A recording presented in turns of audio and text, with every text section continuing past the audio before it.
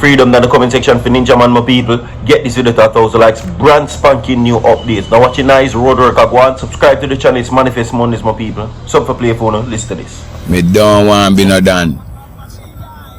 And me don't want be no politician. Okay.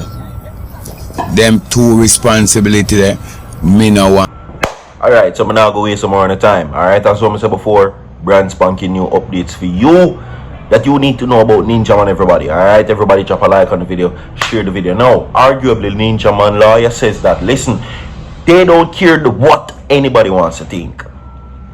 They don't care, because now they're saying that, of course, the transcripts and the paperwork, the documentation that was turned over in the court about Ninjaman's portfolio, about himself, my people, was corrupted. They are now saying that Ninjaman was targeted for his persona by members of the constabulary force, almost as if like a vibes cartel situation. Yes, that's what they're saying. They're saying that Ninjaman's right to a fair trial was breached. And of course, there were too many mistrials. Yes, my people. Everybody comment freedom inside of the comment section for Ninjaman, because this situation is now becoming a very, very good one for him. Now, remember the situation with Peter Bunting, of course, my people, where he was allegedly accused for, of course, formulating certain perceptions about Vybz Kartel and taking a portfolio allegedly to the United States. That is what the lawyers are now arguing about Ninjaman, my people. They're saying that Ninjaman's persona was abused, and of course, the paperwork that was turned in by investigators, my people, were considered malicious. Malicious. Yes, they're saying that Ninjaman was, of course, unlawfully targeted by members of the security forces. Allegedly. Share this video, like this video, my people. Everybody comment freedom in the comment section, because things look good for you. We're going to go into the breaking news and the details right now. According to Robert Fletcher and his attorneys, my people, they are now stating that they have a strategy that will pull and prize Ninjaman from the arms of the system and the justice system, that will guarantee him victory in his coming home celebration. So look no further.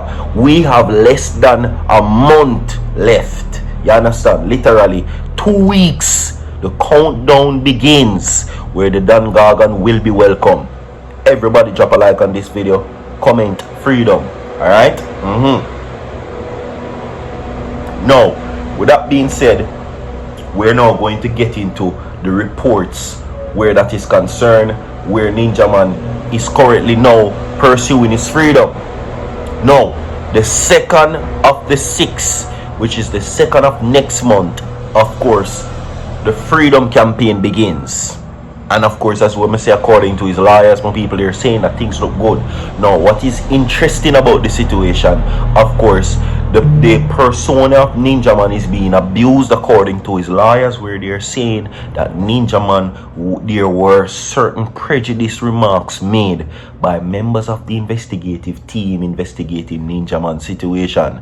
They're saying that Ninjaman was unjustly accused, and the filing or the paperwork that was presented by the Jamaica Constabulary Force alleged investigators investigating Ninjaman's case, they're saying that, of course, it was meant to perpetuate Ninjaman as a stone cold criminal.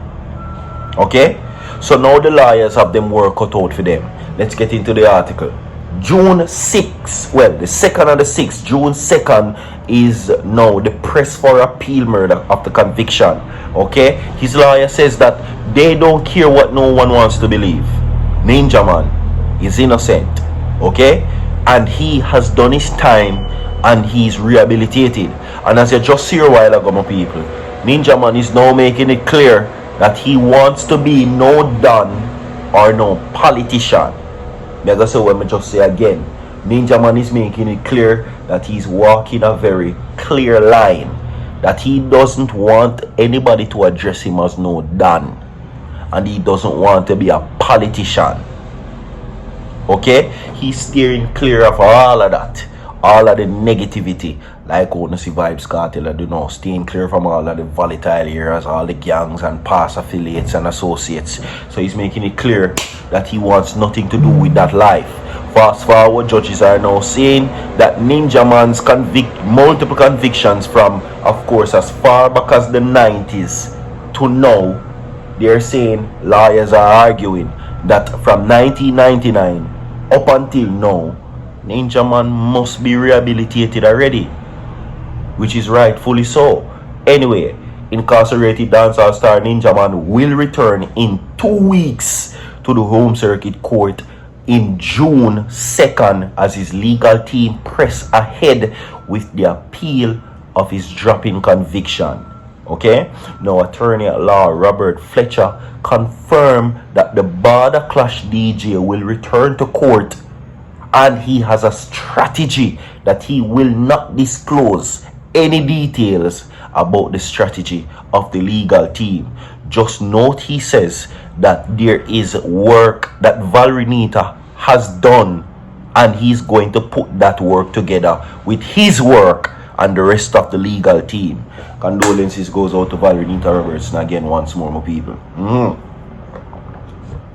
So they are now stating this in Pris0n Robertson's transcript. They are saying that, of course, Ninjaman's right to a fair trial was breached, and there was too many mistrials, which they're saying compromised his alibi, which would then in turn cause them to counter the prosecution's witness. They're saying that the mistrial ultimately, if not done, would have caused Ninjaman's alibi to testify that on the day in question, Ninjaman was in Mandeville, versus what they're saying the location had placed him at St. Andrew. Okay? Now, the team is going through the transcripts now as we speak and noting the discrepancies and conflicting testimonies so that they can mount a formidable defense. A close source told what is happening. Now, Ninjaman's appeal was impacted, listen, negatively, of course, by the sudden illness and death of his attorney at law, Pris0n Robertson. The 71-year-old legal powerhouse who was spearheading his appeal, Robertson, fell ill last October and passed away peacefully on February 25th this year, surrounded by her family. Condolences goes out to her. You understand? Now, this was a tragedy because they're saying that Ninjaman's appeal or his freedom release would have been in December.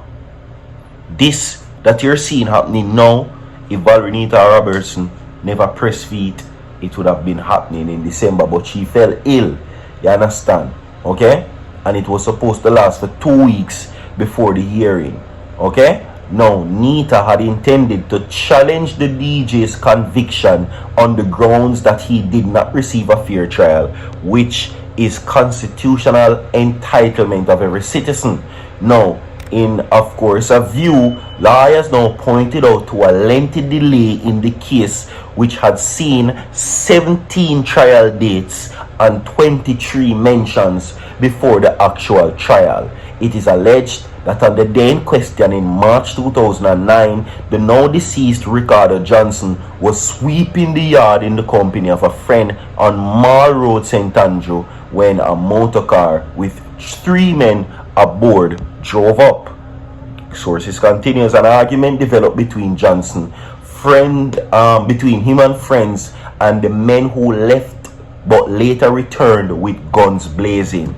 Now, Johnson, who was fatally big stoned in the incident, Ninjaman turned himself into the police shortly after the incident upon hearing that he was being sought as a person of interest. Now, the trial involved 7 witnesses, including one who testified that a group of men led by Ninjaman allegedly entered a yard and whatever took place. Now, lawyers are now arguing that the length of delays deprived Ninjaman's alibi witness, and that would have made a great difference. Instead, they would have to challenge the credibility of the prosecution's witness without being able to produce witnesses to substantiate Ninjaman's claim. This is very good.